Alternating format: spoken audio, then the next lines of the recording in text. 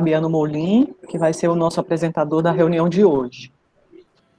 Bom dia a todos. Hoje vamos falar de um dos assuntos mais simples, complexos, banais e fantásticos, que tem tudo a ver com saúde, tudo a ver com cérebro, tudo a ver com AVC.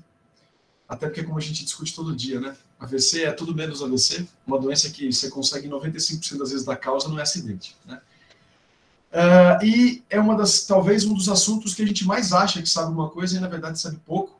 E hoje eu não vou trazer as evidências de benefício para câncer, para Covid.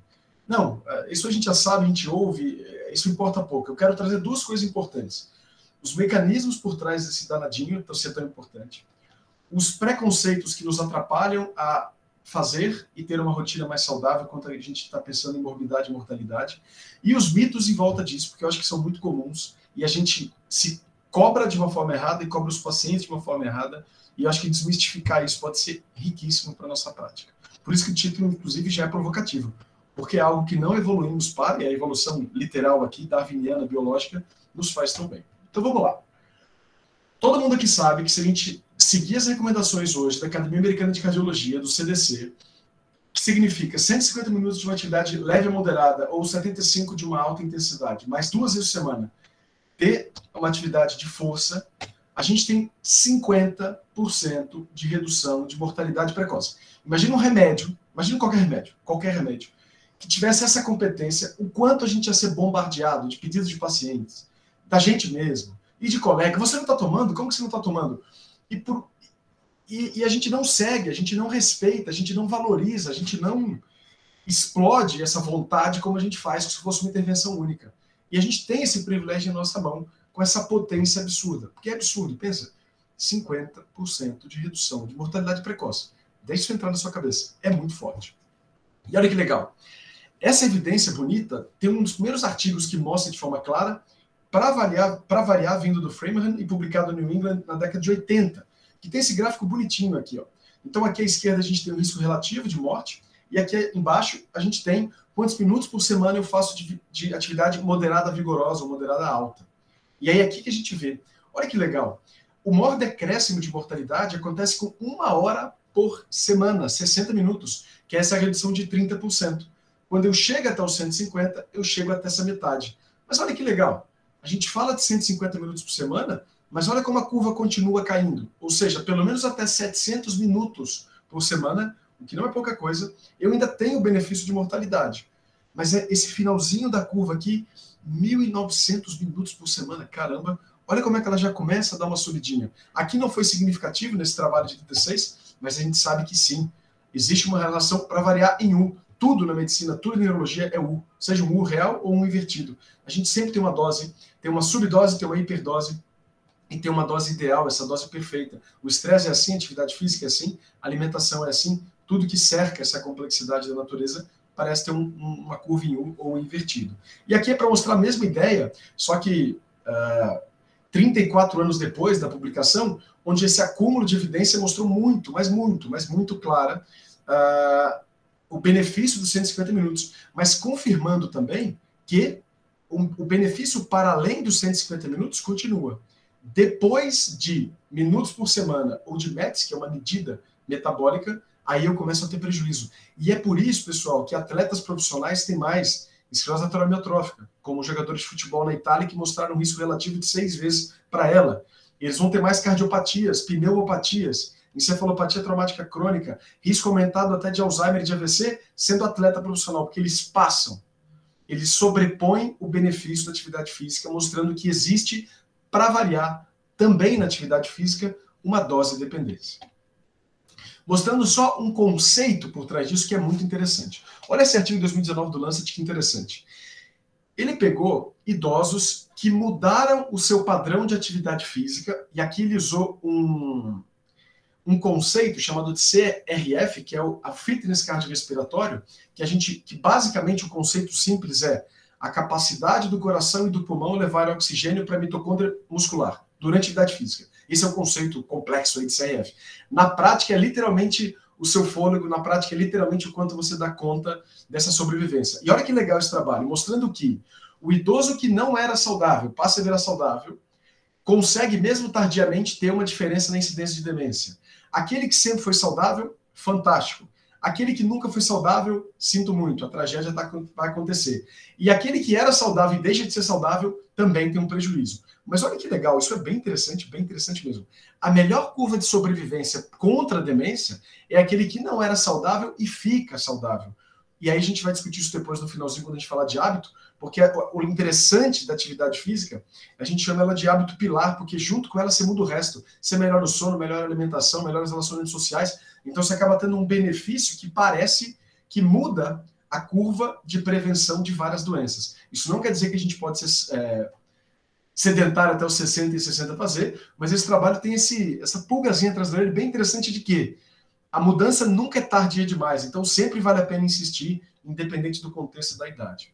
E isso é tão forte e tão pesado, esse fitness cardiorrespiratório, que olha que interessante, em 2020, a Circulation, portanto a AHA, publica a importância na juventude de valorizarmos o CRF como um marcador de saúde. E olha que gráfico bonito, né? Então, o CRF é influenciado pela atividade física, pela nutrição, pelo ambiente, genética, idade, sexo, é moderado pela obesidade e adianta, vai influenciar tudo. Performance acadêmica, alteração cognitiva e futuro cognitivo, saúde mental e, naturalmente, saúde a curto e longo prazo metabólico. Mas, puxa, como é que a atividade física tem essa competência? Por que a atividade física consegue nos dar tanto? Né? E aí aqui começam alguns conceitos que, infelizmente, a gente ouviu muito pouco, mas que são riquíssimos. Não se assusta com o gráfico, não. O gráfico tem, basicamente, só 2 conceitos interessantes. O metabolismo de base, basal, é o que você gasta para se manter. A energia ativa é literalmente o relacionado à atividade músculo-esquelética. E o TE é a atividade total que você está fazendo. Tá? Então, basicamente, esse gráfico está mostrando 2 tipos de gastos energéticos aí. O de atividade e o basal. E aí aqui tem a nossa mocinha que está cozinhando, gasto pequeno de atividade, está lendo, e de repente a danadinha faz atividade física aqui, por exemplo, por 1 hora. Olha que interessante. Toda atividade física funciona por hormese. Esse termo que você nunca ouviu falar é um dos termos mais importantes da sua vida. É um dos termos que te ensina por que a gente aprende, entre aspas, na ignorância e por que você melhora no sofrimento. Hormese é o nome científico que vem lá do século XIX da toxicologia, que legitima aquela frase clássica do Nietzsche, que é aquilo que não me mata me fortalece. O Nietzsche estava certo, e a gente tem uma característica biológica da vida, isso é uma característica da vida, que aquilo que me chacoalha sem me desorganizar promove uma reorganização que me torna melhor do que eu estava antes. Como é que a gente demonstra isso no gasto energético? Olha que interessante. Nossa amiga Joana acabou de fazer atividade física. Olha que legal. O gasto energético ativo dela cai, mas não volta ao basal por muito tempo, mas o mais importante acontece. O metabolismo basal dela sobe e permanece alto por muito mais tempo do que o normal esperado para recuperação. E aqui que é a dica, é a primeira dica de como a atividade física funciona de forma perfeita. O quanto o seu corpo é reparado pós-atividade física é muito maior do que o dano causado pela própria atividade física. Olha que interessante. Olha que fantástico. Eu machuco tantos miócitos, eu machuco tantas articulações, eu machuco tantos blá blá blá.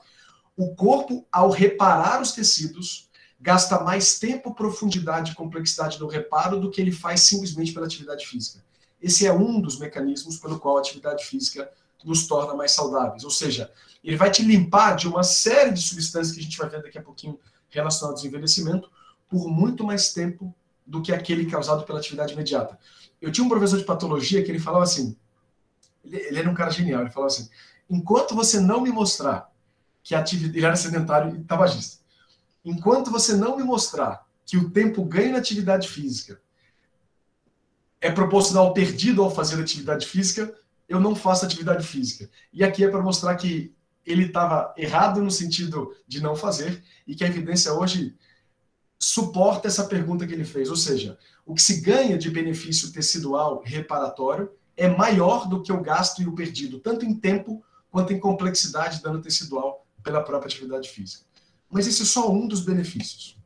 A outra coisa que é incrível e é fantástico vem de uma hipótese que é a hipótese mais competente hoje para explicar várias facetas do metabolismo e, portanto, da nutrição e também da atividade física, que é a hipótese do reparo custoso. É o seguinte, imagina que a energia que seu corpo tem hoje para viver, para sobreviver, é um orçamento de uma empresa ou da sua casa, e esse orçamento é fixo, ele não aumenta ou diminui. Portanto, para crescimento, para manutenção, para reservas, para atividade e para reprodução, é sempre uma economia, ou seja, é sempre um manejo de escassez. Eu sempre preciso definir a partir da demanda o que eu vou gastar e qual parcela da minha torta eu vou investir para o reparo, para a manutenção, para o crescimento, para a atividade e reprodução. O que a atividade física faz? Ela obriga a manutenção do orçamento de reparo e de manutenção ser contínuo. E é por isso, inclusive, que isso explica por que o envelhecimento não é igual à senescência, no sentido de que envelhecimento não precisa ser perda de funcionalidade ou de fisiologia, desde que eu mantenha o orçamento de manutenção em dia. E o corpo só sabe fazer isso de uma maneira, sendo socialmente e fisicamente ativo. A minha frase não ficou muito boa, né, porque eu falei duas coisas para uma coisa só, apesar que eu lembrei de social e social importa, mas a principal nesse sentido é a atividade física para fazer essa diferença. E é por isso, inclusive, e essa é uma teoria fantástica, é a teoria da vovó, a Grandmother Hypothesis, que é o seguinte, nós só temos na natureza, especialmente as mulheres sobrevivendo além do período reprodutivo, em sociedades que têm cultura, como elefante, como orca, como bonobo, como corvos e como seres humanos. E olha que legal, o benefício é duplo, é social para a cria e para o cuidado do neto e da neta, ou dos netos e das netas, mas também porque o vô e vó, especialmente a vovó, e a vovó não é toda que sobrevive mais do que o homem, tem na atividade física algo basal e obrigatório. Então eu vou discutir isso depois, mas nas comunidades que a gente pode estudar hoje, que a gente estuda há mais de 100 anos, o vô e a avó fazem tanta atividade física que não é essa atividade que você está pensando, como os próprios adultos, sejam cuidando dos netos, sejam fazendo outras atividades. E por que essa senescência não é obrigatória nessa população? Porque elas mantêm a parte da torta de energia grande na manutenção e, portanto, conseguem sobreviver por mais tempo. Mas isso não é tudo. Ainda tem uma terceira perspectiva incrível aí. Um dos conceitos de saúde é o quanto de caos você tolera. Pensa na saúde mental. Pensa na sua saúde mental e na sua ansiedade. Eu posso dizer que você está saudável, então, por exemplo, vamos pegar a Gisele. A Gisele faz 442 mil coisas por dia. A Gisele continua sendo uma pessoa flexível e atenta. Por mais que o número objetivo seja alto, se ela consegue ter a flexibilidade para sincronizar atenção, cognição e afeto a cada um dos momentos e não entrar em burnout, ela é flexível e, portanto, ela está saudável. Uma das características fisiológicas e funcionais da vida e da saúde é a flexibilidade. E aí, olha que interessante. Uma das características do envelhecimento é a perda da capacidade metabólica da flexibilidade. Aí pensa bem, é bem simples. Imagina aquele gráfico que eu mostrei há pouco tempo atrás sobre a energia gasta basal e a energia alta da atividade. Quando você coloca o seu corpo nesse estado de alta energia da atividade física, você coloca o seu corpo num estado de metabolismo completamente atípico do basal. O que você faz nesse gráfico, portanto?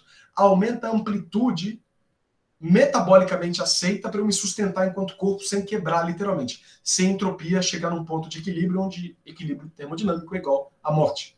O que a atividade física faz? Não vou dizer que ela mantém a sua flexibilidade da minha filhota de 2 anos, mas que ela definitivamente reduz a redução de amplitude dos seus estados metabólicos adequados a uma sobrevivência, sem dúvida. É por isso que o Acari, quando teve um problema cardíaco, sofreu pouco. Porque ele se submeteu a vida inteira a alterações e submeteu o corpo dele a estresse a tal ponto que a alteração cardíaca que ele teve não afetou como afetaria alguém sedentário.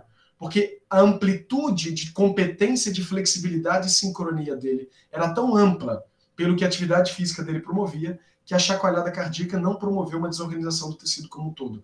E isso é bem importante. Se você só tolera um pedaço da realidade e não a realidade como um todo, se você só tolera uma fatia metabólica e não a amplitude metabólica como um todo, sinto muito. Qualquer coisa que chacoalhar sua realidade, você vai cair e vai adoecer ou vai morrer.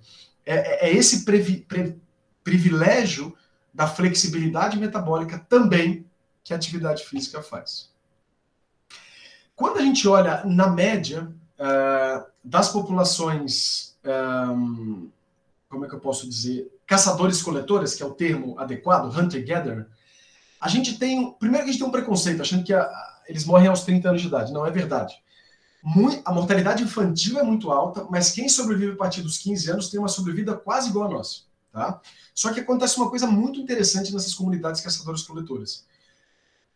Há uma quase coincidência entre o tempo de vida e o tempo de saúde. Ou seja, é aquela famosa dormir e morrer nessa população caçadora-coletora. O que é muito diferente da nossa população hoje, obesa, McDonald's, Faustão, apneia do sono, clonazepam, aí para acordar Venvance, e aí para dormir Zolpidem, e aí carro. Ou seja, a gente literalmente dissociou a quantidade de vida de qualidade de vida. Então esse gráfico mostra aqui que nas pessoas saudáveis, que é essa moça, eu consigo conciliar ou minimizar o tempo de adoecimento, de morbidade, a praticamente os últimos 5% da minha vida. E hoje no mundo, a média, bizarra, mas olha que dado triste, a média de incapacidade, ou melhor, dos últimos anos de vida de incapacidade relacionada a qualquer transtorno, é de 25 a 30 anos. Nós passamos, portanto, o nosso último terço de vida, e não os últimos 5%, como era o normal, adoecendo no médico e com a S-clopidogrel, cilostazol, atorvastatina, sendo que a gente sabe, e é óbvio que aqui não tem a fantasia de que a atividade física é a única maneira disso, mas é uma das principais, que é possível morrer jovem com muita idade. Né? E que é esse conceito lindo de health span e não só lifespan. Mais interessante ainda, nós já sabemos, e esse é um trabalho fantástico, 2013, esse trabalho é tão fantástico que ele tem 4.400 citações, então só precisa mostrar que o trabalho não é pouca coisa. É um trabalho que todo mundo que se interessa por envelhecimento tem que ler e tem que entender o melhor possível, que é os marcadores de envelhecimento. Esse danadinho pegou 9 marcadores do envelhecimento e definiu a partir daí literalmente um framework de entendimento de envelhecimento para que a gente possa, a partir de 2013, entre aspas, ter uma maneira padronizada de discutir intervenções isoladas para combater o envelhecimento. Então nós temos a comunicação intercelular alterada, que é clássico do câncer. A primeira coisa que o câncer faz é não se comunicar mais com o todo. A exaustão de células-tronco, a senescência celular, a disfunção mitocondrial, a desregulação dos sensores de nutrição das células. O Alzheimer, por exemplo, é um diabetes tipo 3 no cérebro, vai para outras doenças que têm esse metabolismo glicêmico e de sensibilidade intracelular alterado. A proteostase, que é a questão de acúmulo de proteína, como no Alzheimer, como no Parkinson, como no prion, é tudo proteína que acumula que não era para acumular. Alterações epigenéticas, a perda do telômero, então o seu telômero, junto com a telomerase que mantém ele ativo, é perdida, e a instabilidade genômica. Adivinha quem trata as 9 causas? Eu não preciso falar. Atividade física. E aqui é só para mostrar o artigo de 2013, esse de 2018, para falar, então, sabe aquele trabalho bonito de 2013 que você falou, que a gente precisa de muitas intervenções para tudo? Deixa eu te dizer, mais ou menos. Está aqui. Aí, então, pega aqueles 9 funções ou disfunções, e do ladinho aqui tem um efeito de atividade física sobre cada uma delas. É óbvio que não faz sentido nenhum a gente ficar falando individualmente, mas quem tiver interesse, está aí o artigo. E aqui outra coisa muito interessante. Esse aqui é sobre as vias ativadas pela atividade física e o benefício que isso traz para o corpo e para o cérebro. E aí aqui eu queria pontuar alguns detalhes interessantes sobre medicações que têm sido propostas para prolongar health span ou lifespan, para mostrar que a atividade física já faz isso. Olha que interessante. Mtor. Mtor, classicamente, tem a ver com o funcionamento de várias medicações. A principal delas, que inclusive vem o nome daí, é a rapamicina, que já foi estudada no rato, já foi estudada no ser humano, só que no ser humano dá muita toxicidade, então a gente acaba não usando. Mas está aí. E você sempre vai falar de mTOR quando você fala de envelhecimento. Sirtuínas, uma das proteínas mais importantes para tudo que você imaginar, especialmente para a deacetilização da histona, que é aquele marcador epigenético grande. E aí, esse livrinho que está aqui, o do David Sinclair, fala muito dessa proteína que está aqui, dessa substância que está aqui, que é o NAD. E é claro, ele é um dos caras que vai te vender NAD para o resto da vida. Mas o que eu quero te dizer é que pode comprar o NAD do David Sinclair, mas se fizer atividade física, você também vai aumentar seu NAD. A MPK, atividade física aumenta. Sabe quem também aumenta e que todo mundo adora te vender? Resveratrol e metformina. Sim, a metformina tem evidência um pouquinho incerta ainda de benefício. De health span, não temos dúvida, tá? Então, metformina, mesmo para o não diabético, tem evidência para aumentar a health span. Para lifespan, que é a totalidade da vida, independente de prejuízo ou não, questionável, tem trabalhos, inclusive prospectivos em andamento para isso. Mas o que eu quero dizer é, o resveratrol, a metformina, a rapamicina e os NADs, que vocês vão ver a rodo, que vocês não ouviram falar, vocês vão ouvir falar, porque vão começar a empurrar a goela abaixo nós, porque os trabalhos vão sair, vão ser positivos. O que eu quero dizer que só é, pode tomar. Mas não esqueça, seu corpo já tem isso organizado há milhões de anos. Desde que a organização multicelular aconteceu há 540 milhões de anos, na explosão relacionada na água cambriana, ao aparecimento da vida multicelular, a vida já sabe como organizar isso e está na nossa mão. Outra coisa importante, quando a gente fala de atividade física, a gente fala de 4 tipos de atividade física, vamos dizer assim. A aeróbica, que é o que a gente praticamente estava discutindo até agora. Então, quase tudo isso que eu falei é basicamente aeróbica, com algum benefício da anaeróbica, mas da anaeróbica eu queria comentar agora. Então, a gente tem a aeróbica, que é a corrida, que é a natação, que é o tênis. A anaeróbica, que é o músculo, então ela é academia, é o seu pilates, é o seu yoga. Só que o pilates e a yoga agregam mais 2 benefícios de atividade física, que é equilíbrio e flexibilidade. Então, idealmente, a atividade perfeita, ou não é nem atividade perfeita, mas a diversidade da semana perfeita, incluiria atividades que cobririam anaeróbio, flexibilidade e equilíbrio. Mas eu queria colocar uma 5ª obrigação da atividade física, que é a composição corporal. Isso é bem interessante, isso é meio novo para a neurologia, mas para endócrino e para nutrição isso é meio antigo, já tem uns 20, 30 anos, que é o seguinte, não basta ser só ativo, esse balanço entre massa gorda e massa magra importa muito. Então ter músculo, ou mais músculo do que gordura, é benéfico porque o músculo é fantástico, mas porque a gordura é danadinha também, tá? Essa figura aqui, essas 2 figuras, é para mostrar de um artigo bem interessante da Nature Reviews in Endocrinology, para mostrar o seguinte, como acontece o crosstalk, a conversa entre cérebro e músculo. E aqui é só para mostrar que se por um lado a gordura é pró-inflamatória, não só o músculo é anti-inflamatório, como ele promove uma série de substâncias que vão promover, por exemplo, neurogênese hipocampal. A catepsina B é clássica e a irisina, inclusive descrita de forma mais clara, em conjunto com o pessoal aqui do FRJ, então salva de palmas para os brasileiros aí que, apesar de todas as dificuldades, fazem ciência bem, que também vai ser outra coisa que tem vários, para variar, pesquisadores estudando remédios para estimular a irisina. Oh, meu Deus do céu, tá aqui o remédio para você estimular a irisina, chama atividade física. Para falar agora só do anaeróbico, olha que interessante isso, olha a curva em 1 aparecendo de novo. Atividades de fortalecimento muscular associadas com menor mortalidade. Olha a curva em 1 aparecendo, o menor risco relativo chega a 0,8. E olha que interessante, é pouco, gente, 40 minutos por semana, tá? E para doença cardiovascular, o benefício continua até 60 minutos por semana de academia, ou do pilates, ou da yoga, ou do que você gostar. O próprio tai chi, por exemplo, entra aqui também, tá?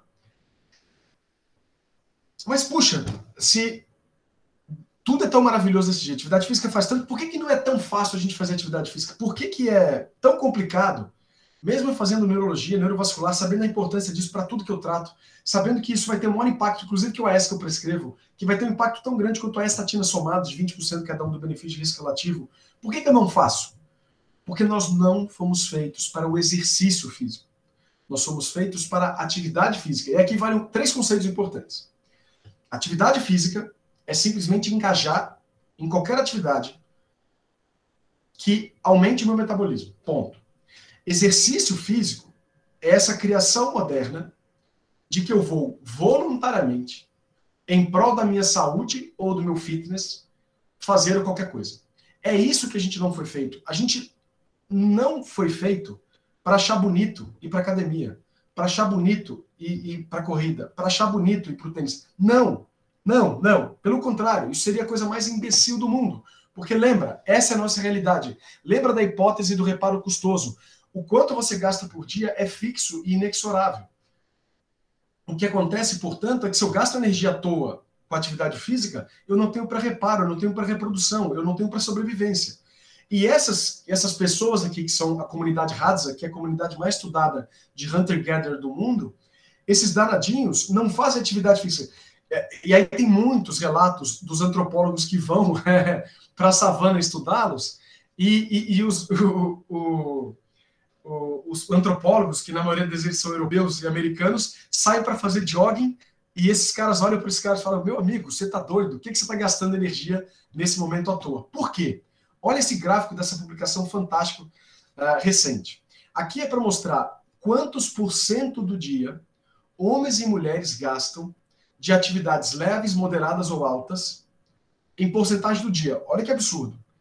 Tanto homem, vamos colocar aqui só a média, tá? Então, vamos só para simplificar. Tanto homens como as mulheres ficam próximo de 30% a 40% do seu dia em atividades leves, que para nós seria o equivalente a ir andando daqui para o hospital, por exemplo. E de 15% a 20% do tempo com atividades moderadas, que seria subir numa esteira, subir numa bicicleta. Ou seja, eles passam 50% do tempo acordado em atividades leves a moderadas e chegam até 5% em atividades de alto impacto, como uma corrida a 12 km, 14 km por hora.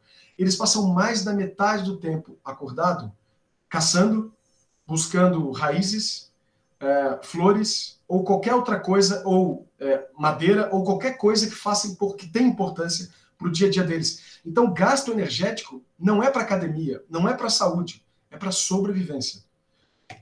E aí, essa figura mostra a mesma estranheza dos hunter-gatherers com os antropólogos, que é a corrida pela perspectiva dos animais ou de nós mesmos, caçadores-coletores.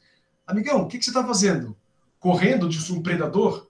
Você está caçando uma presa? Você tem que conservar energia. Isso é o lobo falando. Aí aparece o urso atrás. Que diabo esse cara está fazendo? Eu não sei, eu não entendo.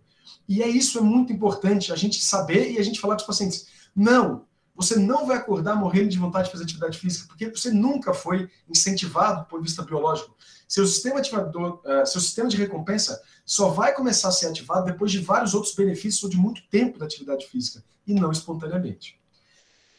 E um outro mito, que não envolve só o tesão pela atividade física, é a questão do sentar. Né? Então, o sentar é o novo cigarro, e aí está aqui a caveirinha nisso.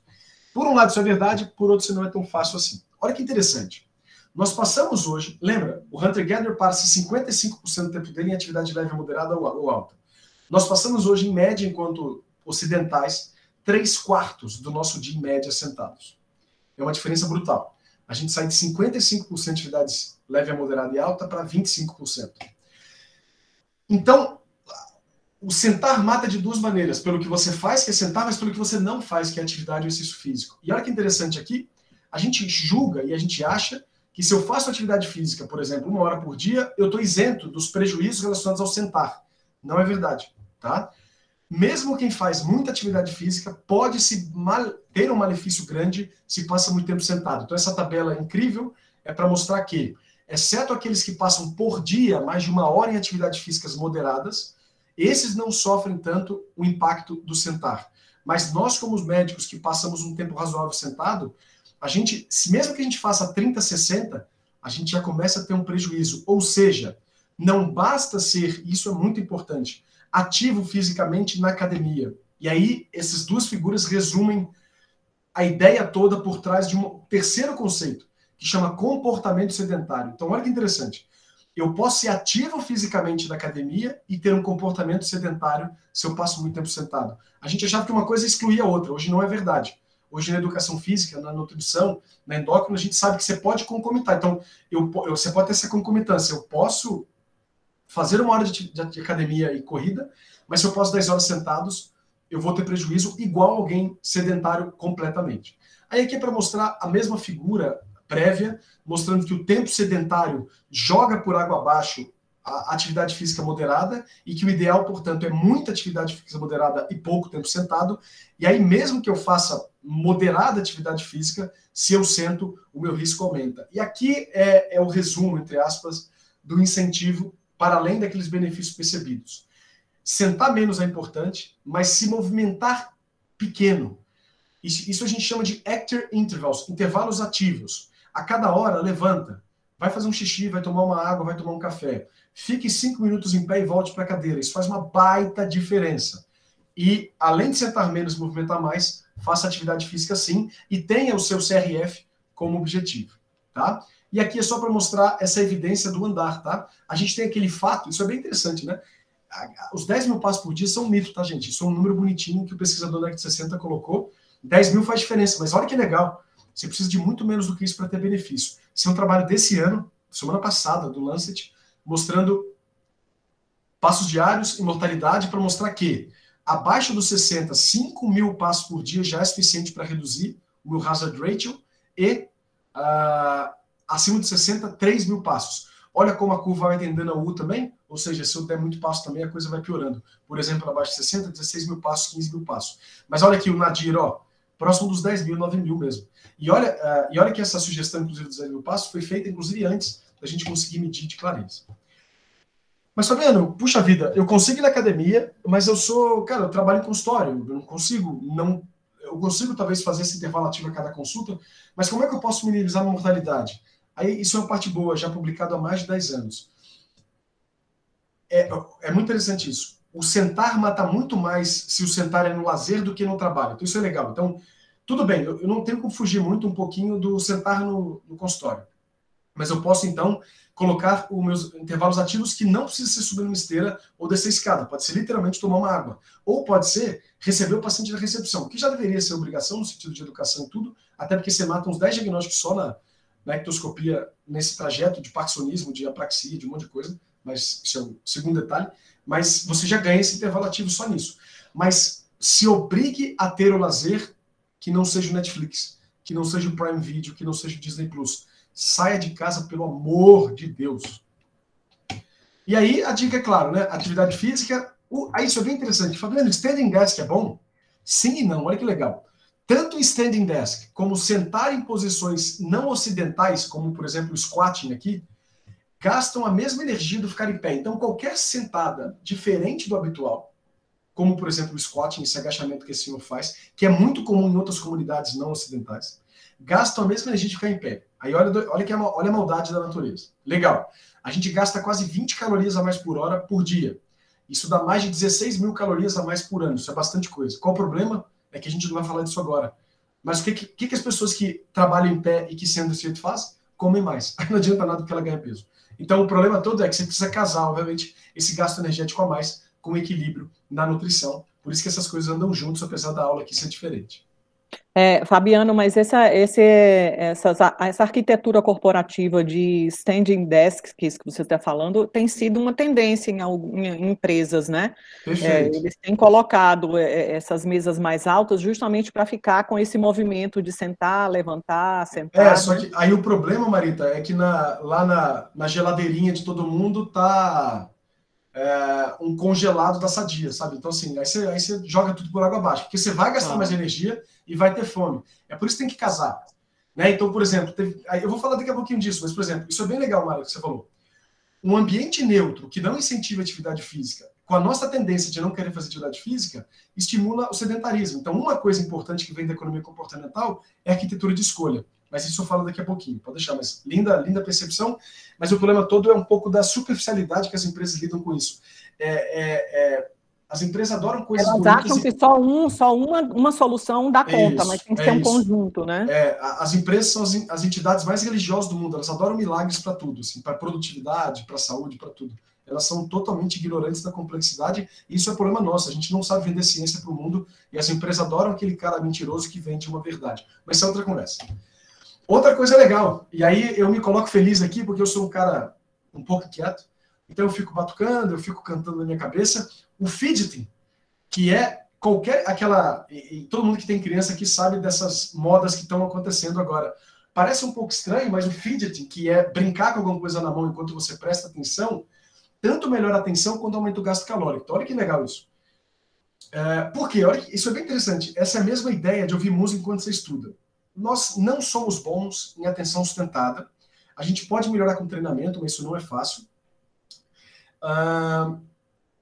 Mas aí vale a pena escolher o veneno. E aqui que o fidgeting ou a música pode ser interessante. Como a gente se distrai, Se eu tiver um distrator planejado e leve, como uma música clássica, como um jazz ou como um fidgeting, eu fujo para ele e volto. E não é uma aba do Instagram que eu vou me perder lá e vou ficar meia hora depois voltar e falar, ai caramba, me perdi. Então, escolher o inimigo atencional pode ser muito legal e pode ser uma prevenção. Mas aqui não é ideia de falar de atenção, apesar da gente saber que... só para fazer já que eu falei de atenção, eu queria falar um trabalho fantástico sobre radiologistas. Um trabalho publicado na Radiology, que pegou radiologistas e mandou eles laudarem raio-x de mama sentados ou numa esteira, caminhando. Quem laudou na esteira acertou 15% a mais, então foi de 80% a 95% a acurácia do BIRADS. Bem legal, né? Bem interessante. Então, para esses padrões, talvez na patologia, a radiologia, ter uma esteira no hospital seja uma coisa ideal. E por quê, né? Então, atividade física, e se aumenta o metabolismo com o fidgeting, sim, a música também no sentido de focar um pouco mais. Isso é bem interessante. E aí, o que não fazer, Marita? Isso é super legal que você já tocou nesse ponto. Um ambiente neutro que não valoriza atividade física, então tem empresas que colocam luzes na escada ou colocam, por exemplo, marcadores de passos e incentivam grupos a competirem de si para quem dá mais passos por dia. O problema é que se a pessoa é muito competitiva, ela passa dos 15 mil por dia, ela vai adoecer. Mas você pode criar várias maneiras, e aí quem quiser só ler Economia Comportamental, eu vou citar alguns livros daqui a pouquinho que podem ajudar um pouco isso. Não só isso. É muito importante lembrar que, para a gente e para os pacientes, é bizarro, é moderno e é opcional a ideia de que a gente vai sair de casa para fazer atividade física. Não é normal, esse negócio é bizarro. Eu não quero gastar energia, eu não quero, meu cérebro não quer. Então, só de naturalizar isso para você mesmo fica mais fácil. Porque parece que a gente é bizarro de não querer. Não, bizarro é quem quer. Bizarro é aquele cara estranho que acorda às 5h30 da manhã para ir correr e para fazer. Esse cara é bizarro. O bizarro é não querer. O normal é não querer. Então, normaliza isso, não louvando, não elogiando, porque isso não é louvável, já que a gente está matando o paciente ou se matando. Mas é normal tranquilizar todo mundo que, puxa, você não vai querer. E daí? E aí a pergunta é importante. Tem um vídeo de Drauzio Varela, eu mando depois, é muito legal o vídeo dele. Drauzio Varela é fantástico. Ele tem um vídeo que ele fala assim, quando eu mandava o paciente fazer atividade física, e ele falava que tinha um monte de problema, aí eu ficava todo empático, preocupado, falava, puxa, é verdade? Aí no final ele fala assim, hoje eu falo assim, tô nem aí, vai fazer. Então, normalize no sentido da bizarrice, de que não é o normal, mas não permita que essa autocompaixão exagerada te legitime a ser preguiçoso. Não, isso a gente não pode deixar, tá? E outra coisa, assim, essa relação do deveria e preciso. Não é que você deve, é que você precisa. Então, assim, você escova dente, porque você precisa. Sabe? Você paga imposto, porque você precisa. Você faz atividade que você precisa. Para com essa ideia, assim, a atividade física tem que ser o basal de uma existência. Não é opção. Não é opção, tá? E aí, como fazer? Então, aqui só algumas dicas de mudança de hábito simples, para a gente também não passar muito do nosso tempo. Mas como ajudar o paciente a dar esse passo, assim, esse gap entre saber e fazer, isso vale para a gente também. Primeiro, escolha o que você gosta. Outra coisa importante, escolha um grupo que é o que você gostaria de ser. Então, por exemplo, eu queria ser a Gisele, então eu vou fazer neurovascular na Unifesp. O contato com a Gisele te faz ser uma pessoa melhor, o contato com a Mara te faz ser uma pessoa melhor, o contato com o João te faz ser uma pessoa melhor, o contato com o Felipe, com a Eva te faz uma pessoa melhor. E por que isso importa? Porque nós imitamos e nós somos melhores pelas companhias que nos cercam ou piores pelas que nos cercam. Então, você quer começar a correr, vira amigo de quem corre, vira amigo de quem lê muito, vira amigo de quem estuda filosofia, vira amigo de quem gosta de blá blá blá. E aí, além de conviver e participar, use esse amigo como um juiz, literalmente um juiz imparcial, que não vai te bater, mas que também não vai passar a mão na sua cabeça quando você não fizer. Faça apostas. Aposta com ele, olha, eu sou corintiano, se eu não fizer até o final do ano a São Silvestre, eu vou doar R$2.000 para o Palmeiras. Funciona, tá? Isso tem evidência clara que funciona. Uma dica interessante, isso chama pareamento de objetivos ou pareamento de prazer. Você não gosta de correr, mas você tem uma esteira, mas você adora ver Netflix. Você vai comprometer a partir de agora que você só vai assistir Netflix na esteira ou na bicicleta. Ou que só vai ler na esteira ou na bicicleta. Isso ajuda muito. Tem ambientes adequados. Tem um ambiente que o standing desk é mais atrativo, que a escada é mais atrativa do que o elevador. Todos os hospitais de São Paulo têm elevador ruim. Todos, qualquer um. O elevador demora. E você não vê ninguém usando a escada. Isso é desesperador. Isso é triste. Isso é uma pena. A gente tinha que incentivar. A gente precisa ser o nosso exemplo nesse sentido. Outra dica legal. Vai começar um hábito novo, casa ele com o hábito que você já faz. Então, por exemplo, você quer meditar. Se você for privilegiado, tá vivo, você acorda. Que lindo, que bom que você acordou, agradeça. Acordou, medita. Almoçou, medita. Ou tomou café, corre. Case isso com hábito, porque o hábito que você já faz, que você nem pensa, seja o gatilho para a mudança de hábito futuro. Vale muito a pena casar isso. Além do casar com prazeroso, como Netflix, como a leitura, case com um hábito prévio. Variedade importa, isso é importante. E outra coisa importante, você não quer correr de São Silvestre, você quer começar a andar. Então você quer metas realistas, pequenas e palpáveis, aquelas metas smarts que qualquer um que já teve alguma contato aí com essa psicologia, seja administrativa ou seja de comportamento, sabe que existem essas técnicas smarts que ajudam, tá? Não é ruim e ajudam. E no fim das contas, se presenteie, se valorize no sentido de, caramba, consegui correr essa semana, vou me dar o que eu quero, vou me dar um curso, vou me dar uma bolsa, vou me dar XYZ que você merece, tá? Esse é um livro bem simples, muito claro e objetivo sobre economia comportamental, muito legal. Esses caras são todos de uma iniciativa do governo britânico de mudança do próprio governo pensando em economia comportamental, vale muito a pena dar uma lida. E esse livro, que apesar desse título tosco, é um livro de muita evidência científica para mudança de hábitos. Então, para quem quiser ler um pouquinho, fique à vontade. Pessoal, para terminar, então, transforma o exercício em necessário e divertido, mas lembrando, comece a conversa falando que não, ele não é obrigatório e nem espontaneamente fácil.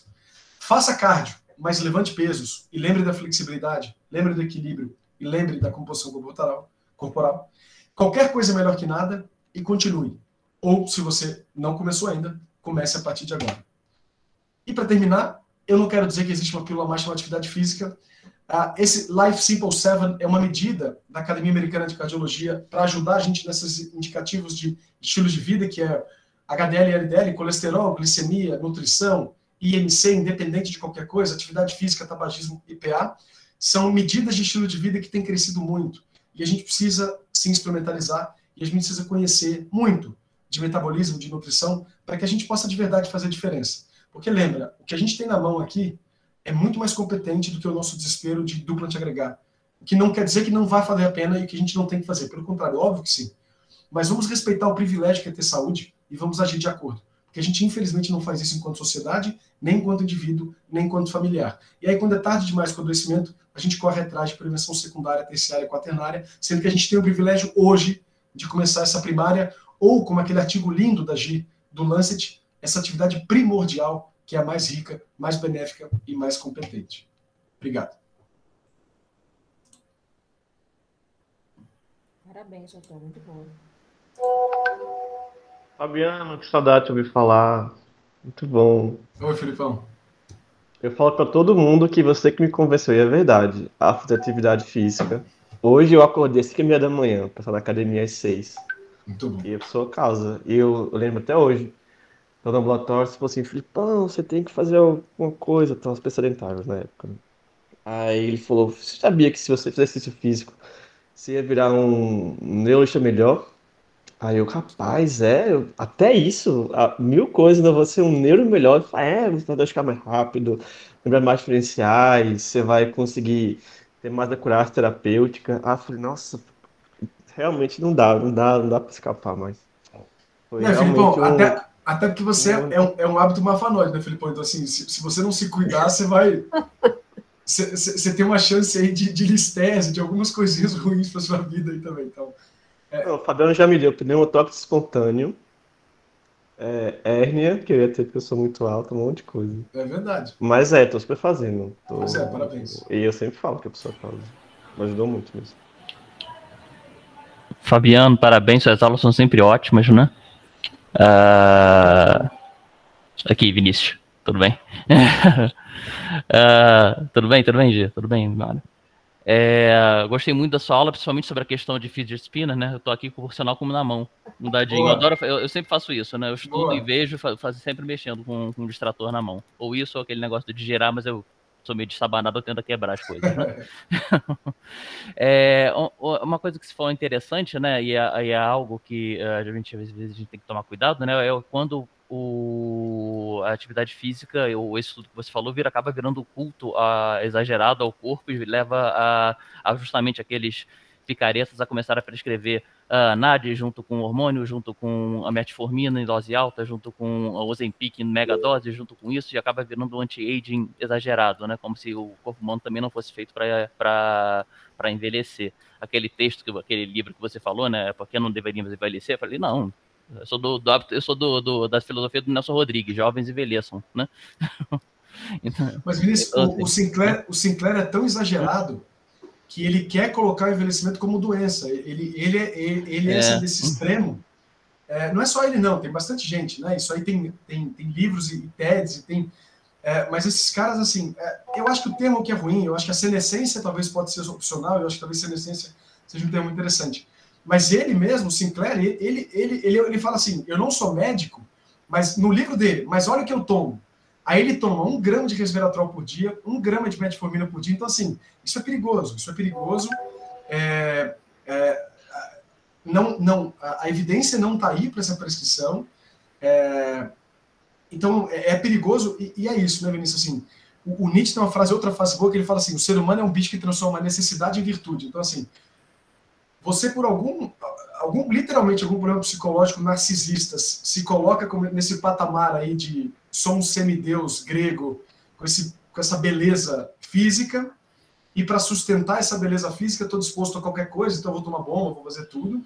E com essa fragilidade hoje que a maioria tem de tudo, né, de referencial, de ídolos, etc., esses caras arrebanham. Você pega esses caras picaretas no YouTube, no Instagram, esses caras têm cursos com 2 mil, 30 mil, 50 mil pessoas para vender pseudociência. Então, é um pouco... Eu acho que tem um pouco de culpa nossa aí, no sentido da ciência bem feita ser pouco trabalhada e a ciência ou a pseudociência ter essa exposição, ou talvez até uma cara de pau maior, né? Então, é sempre difícil, né? Esse limite, esse fringe, esse limite até onde você consegue extrapolar e onde você já está indo mais para um viés de confirmação e a ciência. Mas eu acho que a gente está, felizmente, chegando numa ciência tão boa hoje, que eu acho que a gente vai conseguir iluminar esse caminho. Pensa bem, Vinícius, na sua faculdade e na residência, quantas aulas a gente teve de nutrição, de atividade física? Nenhuma. Zero.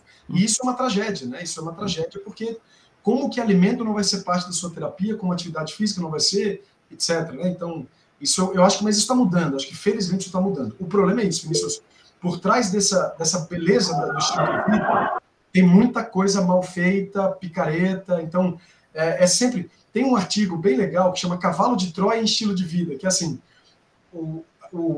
a embalagem é de estilo de vida e ciência, por dentro tem um monte de coisa mal feita, não científica, que entra junto. Mas eu acho que e alguns a gente vê depois, né, fazendo trombose venosa cerebral, né, devido ao excesso desses medicações prescritas de maneira inadequada, né. Eu tenho 1 ou 2, assim, desses pacientes. Acho que a doutora Mara também já falou de alguns, né. Perfeito. Oi, Rodrigão.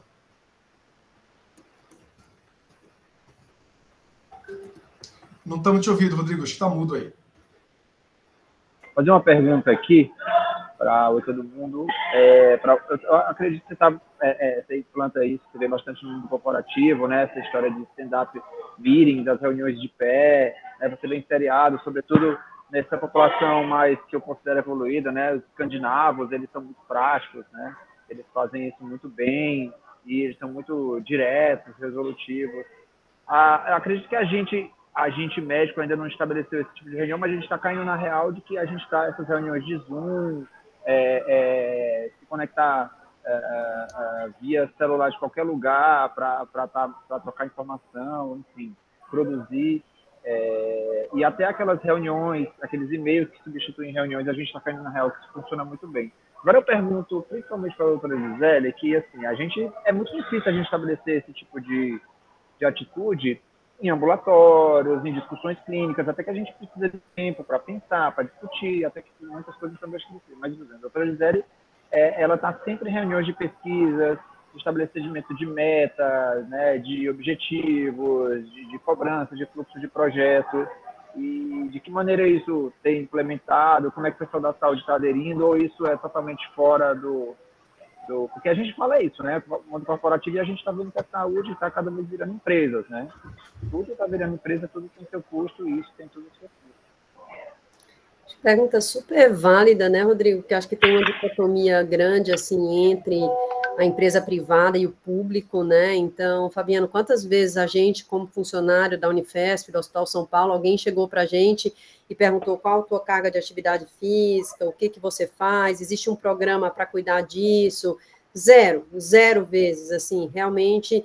E dentro do hospital privado, eu acho que assim, e da empresa privada como um todo, eu acho que isso começou a entrar como um ganha-ganha com relação à própria produtividade, né, de se perceber, né, Rodrigo, que assim, que o indivíduo que era saudável, ele vai ter menos horas de absenteísmo, a empresa vai precisar pagar menos hora extra. Eu achei, assim, super interessante do hospital, no Einstein, né, então, eu fiz um procedimento recente, coisa pequena, precisei internar porque, por uma questão logística. No dia seguinte, eu recebi uma ligação, olha, você internou, a gente quer saber como você está, o que aconteceu, né, e é uma coisa que no hospital privado, nossa, se eu e o Fabiano, a gente fizesse uma cirurgia abdominal, de tirar o pâncreas, o Hospital São Paulo, se a gente não informasse, ia saber daqui 3 semanas, e olhe lá, né, por causa das pessoas que trabalham com a gente. Então, eu acho que a empresa privada começou a ver isso, né, como um ganha-ganha. Acho que ainda tem realmente muito desconhecimento de como fazer isso, Fabiano, e uma veia assim, de programas que são programas não tão efetivos, mas não acho que seja somente por ignorância. Eu acho que às vezes é por inexistência mesmo de programas eficazes, né? Então, por exemplo, dentro da pesquisa da Academic Research Organization, a gente já tem semanalmente nas reuniões de Zoom, uma reunião que parece muito com essa que o Fabiano fala para a gente, em que a gente não discute projeto de pesquisa, em que a gente não discute meta, e que o grupo todo, quase 60 pessoas, né, escutam sobre meditação, sobre esporte, sobre música, né, sobre história dos clinical trials, assim, a gente saiu um pouquinho desse foco, né, e exercício físico é sempre algo bem discutido, né, a gente tem aí os trabalhos de meditação da Elisa, e a importância da gente conseguir incluir isso, né, nas atividades físicas e da empresa disponibilizar, porque é muito bonitinho você dizer, eu quero, incentivo o meu funcionário a fazer atividade física, mas eu não dou o horário de trabalho, eu não dou o horário de almoço para que aquele indivíduo faça, eu não tenho academia, né, então muitos hospitais, muitas empresas já têm a associação com a academia, já tem, às vezes, a academia no próprio local para que o indivíduo possa fazer exercício físico, né, e no mundo público, isso eu acho que, assim, a gente está há anos-luz, né? A gente até tem atlética, né? Então, por que a gente não dá para o nosso funcionário um desconto de horário? Então, ele trabalha menos se ele se matricular na atlética, né? E como é que a gente faz essa cobrança? Então, acho que realmente a gente precisa caminhar muito no sentido de como fazer, viu, Rodrigo? Mas eu acho que... Eu, doutora Amélia, doutora Mara, como... Bike Lovers, né, doutora Mara aí, eu acredito que desde a época que eu era residente, eu sempre mandei e-mail para algum lugar lá na Unifesp perguntando se tinha algum lugar para guardar minha bicicleta, e nunca eles responderam esse e-mail até hoje, né? Então é super interessante isso, né? Mas muito bom. Mas isso tem que estar em pauta mesmo, viu, Rodrigo? Inclusive, Fabiano, os nossos residentes, né? Então, o que a gente pergunta? Os nossos próprios fellows, né? Então, todo mundo morrendo de trabalhar, a gente nem sabe quem faz atividade física, quem não faz. Achei aí a iniciativa do ano passado do pessoal de alugar quadra de vôlei no dia do AVC e fazer o jogo, super importante, né? E realmente, assim, é importante para a saúde mental, importante para o aprendizado, importante para a prevenção de quadro cognitivo.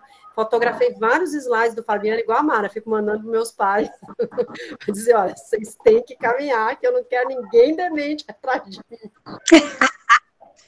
Você sabe, Gi, Rodrigo, só para falar uma coisa que lá no Hospital Alemão eles fizeram, tem academia para os funcionários, né? Mas enfim, de novo, serviço privado, eles viram essa situação do ganha-ganha, né? O funcionário que faz atividade física, o enfermeiro que tem, né, dor lombar, às vezes mecânica, eles colocaram a atividade física, a exigência de atividade física comprovada como um dos critérios para o funcionário receber o bônus muito anual. Bom.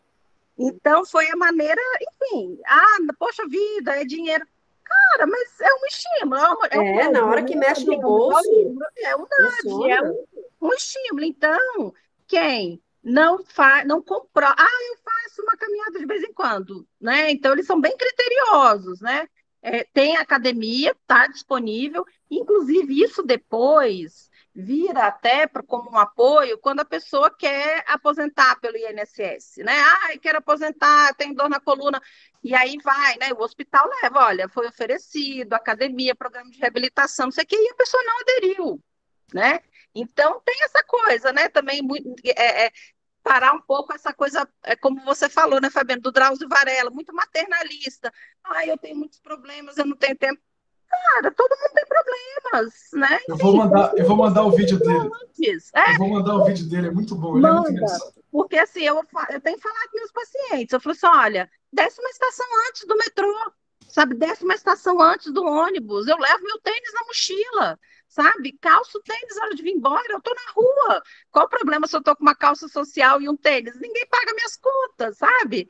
Então, assim, eu acho que é também isso, né? Essa mudança para nós mesmos e para os pacientes, né? Aquele gráfico que você mandou no WhatsApp também há um tempo, mostrando o impacto, né, da atividade física na redução de transtorno cognitivo, eu salvei no meu computador e eu mostro para os pacientes, ó, tá aqui, eu não estou tirando da minha cabeça, né? Tá aqui, ó, o doutor Fabiano me mandou, tá comprovado, né? Porque realmente é isso, né? Não é mais. Acho que é porque também eu vou ficando mais velha, eu vou ficando com menos paciente para essas desculpas. Eu quero só comentar que, em relação à comparação dos tratamentos, né, o grupo de estudos do SEMPRES, do Estudo de Aterosclerose Intracraniana, eu mostrei isso na aula no ano passado, né, para quem não estava aqui, os fellows novos, pessoal que não assistiu a aula está, eu vou refazer essa aula esse ano. Recentemente mostraram, num paper na Neurology, que dentre os tratamentos agressivos para a atero intracraniana, antiagregante, baixar LDL, antihipertensivo e modificação de estilo de vida com exercício físico, o que foi mais impactante na recorrência de AVC nesse grupo foi exercício físico, sem dúvida, com uma razão assim de 5 vezes menos chance de ter recorrência. Então vejam que realmente é uma terapia poderosíssima, tá? Aí em relação à aterosclerose intracraniana. Eu ia do Rodrigo Bezerra, eu ia para a Escola Paulista de bicicleta, a Gisele, os meninos me xingavam, dizendo que eu ia ter um TCE, que eu ia parar no hospital, etc. Infelizmente, por causa dos meus filhos, deixar eles na escola, agora eu não posso mais ir de bicicleta, Rodrigo, não estou indo mais de bicicleta, então, assim, a gente tem que mudar a logística, e eu ia de bicicleta, agora eu não vou, né? Então, é uma coisa que eu adoro fazer e vou tentar, depois dessa aula de hoje, Fabiano, eu prometo que eu vou tentar. Não, mas eu acho que o que a gente está propondo, que eu acho que... A Jéssica, vai lá, Fernando, vamos lá. Desculpa. Puxando um gancho no que vocês estavam falando, que a Daniela falou, eu acredito que tem essa questão da empresa pública, principalmente, não ter a devida atenção com o funcionário, mas também eu acredito que a gente tem uma parcela de culpa em não aderir aos programas. Não sei se vocês perceberam, se vocês sabiam que existiam, pelo menos na minha época de residência, 3 anos atrás, o hospital ele tinha um programa de ginástica laboral, era realizado lá no corredor da enfermaria, por volta das 10, 11 horas da manhã, e aí eles retiraram esse programa porque não tinha adesão, iria 2, 3 pessoas no máximo. A Fátima, na época, era a escriturária lá da enfermaria, ela que puxava a gente, pegava os residentes na maioria, porque os técnicos, o pessoal da enfermagem não tinha muito tempo para isso, por conta da demanda de serviço. Mas também, assim, eu sentia muita falta da iniciativa do próprio profissional de seguir esse plano, de aderir. Então, assim, a gente tem os 2 problemas, né? Os 2 lados. A corporação e também a própria iniciativa da pessoa de querer se exercitar. É claro que depois de uma aula como essa, hoje eu não iria para academia, mas agora eu já mudei de ideia, já fiquei empolgada para ir. Mas, Jéssica, deixa eu até aproveitar uma coisinha, Jéssica, que isso é interessante. A gente tem uma fantasia de que eu faço aquilo que eu estou motivado a fazer. Não, você faz o que você tem que fazer. Assim, então, para com essa bobeira. É aquilo que eu falei, assim, a gente precisa criar uma cultura, literalmente, que possa começar aqui dentro. E você vai independente de sua vontade. Você acha que às 11 horas da noite ontem, revisando o paper que a Arquivo Brasileiro pediu para eu ver, eu estava feliz? Não estava, mas eu tinha que fazer. O que eu vou fazer? Quando minha filha acorda de madrugada, quando ela acordou as últimas 2 vezes aqui, por conta da tosse, que ela se assusta, que ela não está acostumada, eu vou, não é vontade, não é isso que a gente precisa parar um pouquinho. A gente tem uma cultura muito de que você faz o que você gosta. Para com essa doideira, assim. A vida não é só prazer e nem pode só prazer. Esse negócio de, Fabiano, o bichinho da adrenalina me mordeu. Até hoje não me mordeu, nem vai me morder. Talvez nunca morda, então. Nem a mim, Mara, nem a mim. Eu vou, porque eu olho para você, olho para a Gisele, olho para essas felas maravilhosas e fico, gente, eu tenho que acompanhar, né? Não posso ser a gordinha do grupo. Mas até na própria cultura da academia, da musculação, né, o pessoal sempre fala, e hoje eu vim na disciplina, porque a vontade mesmo era de ficar na cama, mas vim porque preciso fazer, realmente. Casa muito com essa sua fala, Fabiano. E aí, assim, quem quiser depois tem alguns artigos sobre motivação e tem algumas teorias diferentes. A principal delas chama Self-Determination, que é a autodeterminação, que é uma das melhores teorias da psicologia sobre como é que se faz isso. E a gente é contraproducente, enquanto cultura, para achar que você tem que ter prazer ou gostar do que você faz. Não, assim, não. É claro que isso é um pouco racional demais, mas... E é por isso que a arquitetura de escolha ajuda para que você nem precise pensar, porque, puxa, eu tenho que comer... Aquilo que satisfaz imediatamente, o sistema de recompensa te faz. Mas tem coisas que a gratificação tardia, que a gente, enquanto cultura, precisa fazer. Porque é como se esse superego freudiano da cultura, a gente precisasse estabelecer de uma forma automática.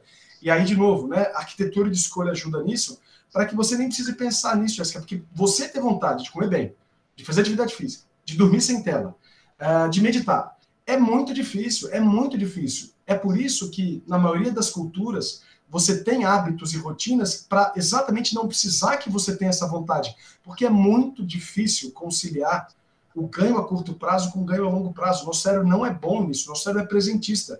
É óbvio que é melhor ficar vendo Netflix que correr, é óbvio que é. É claro que você pode estar naquela outra fase onde você já tem endocannabinoide, opioide ativo na atividade física, mas isso demora pra caramba. Tem gente que tem um limiar alto que nunca vai ter. Então, é por isso que rotina importa, é por isso que muito dos rituais importam, né? Então, ritual religioso, ritual social, ritual familiar, é para que a gente tire da equação essa vontade. A gente tem que fazer coisas sem vontade. E isso não está errado, isso é uma necessidade para que a gente tenha energia para tudo, porque você não tem vontade de fazer tudo que é bom. É muito melhor um Kinder Ovo do que uma salada. Mas se não tiver Kinder Ovo... E aí as pessoas tentam correr atrás desse prejuízo, atrás das medicações mesmo, de métodos milagrosos. E você vê cada procedimento, cada coisa assim, a pessoa ela não quer fazer uma caminhada, não quer fazer um exercício, ok, mas ela quer emagrecer, ela quer ter um corpo esteticamente elogiado aí, e aí ela começa a apelar, então, para as medicações e para esses procedimentos milagrosos. E é onde a gente tem visto pelo menos eu vi alguns casos de óbito de meninas jovens que se submeteram a certas medicações que, assim, foi surreal. Elas destruíram o corpo com uma medicação que, a princípio, era algo milagroso, trouxe falsos resultados aí, porque essas pessoas, elas incluem modelos, né, mostra, olha, essa pessoa usou essa medicação, então toma que vai ser legal. Então eu vejo bastante esse hábito de incluírem a medicação para tentar o resultado que o exercício não, teoricamente, para ele.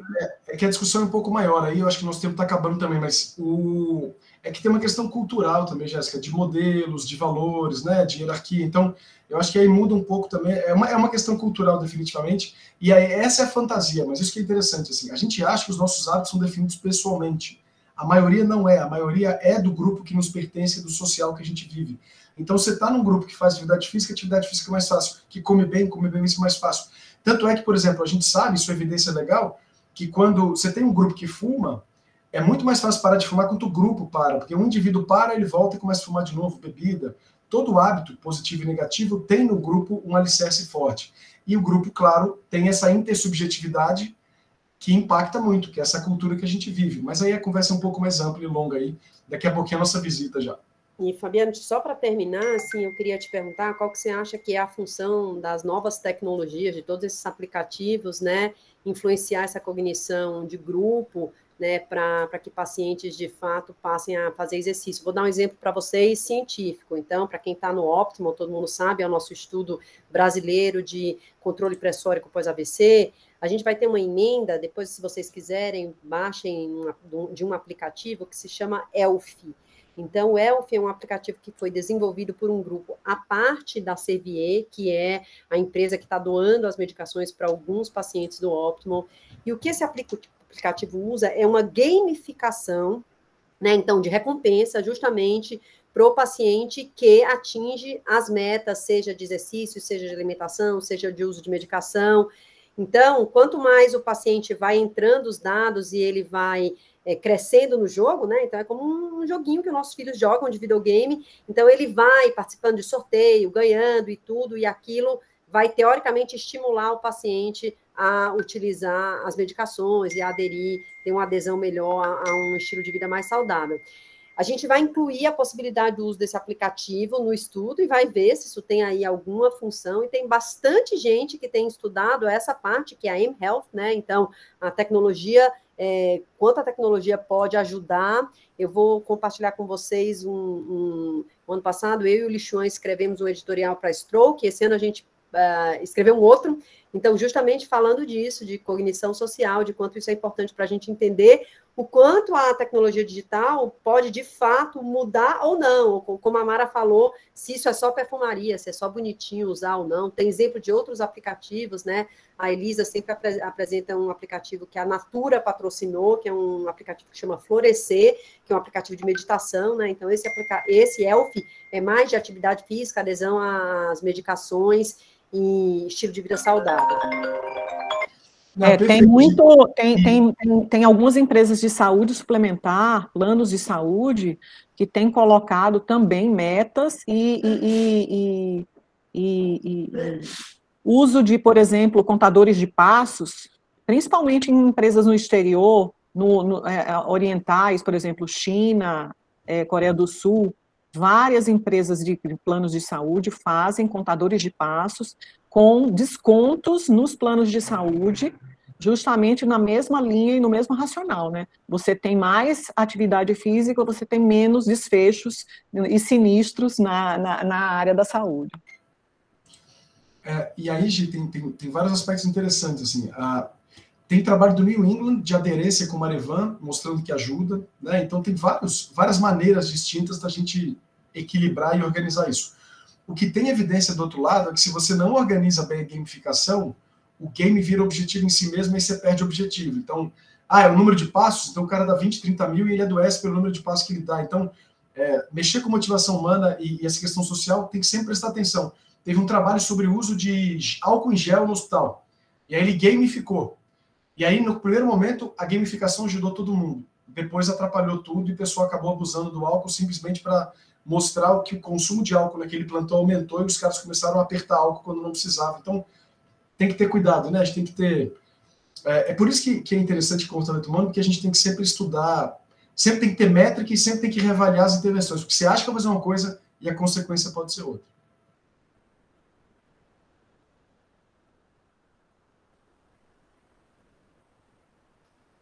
Tá mudo, Marita. Excelente, parabéns a todo mundo, ao apresentador e aos comentários e perguntas. Bom dia a todos, valeu. Tchau, gente, bom dia. Até logo, tchau, bom dia.